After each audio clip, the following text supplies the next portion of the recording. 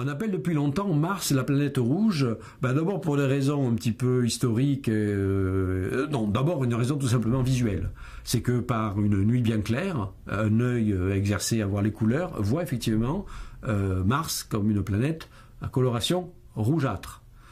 C'est d'ailleurs la raison pour laquelle, dans l'Antiquité, Mars a été associé au dieu de la guerre. Le rouge, c'est le rouge de la guerre, le rouge du sang. Et donc Mars est la planète guerrière par excellence. Bon, ça c'est la mythologie, mais vous voyez qui est fondée tout simplement sur une petite observation astronomique évidente. Alors maintenant, Mars est effectivement rouge.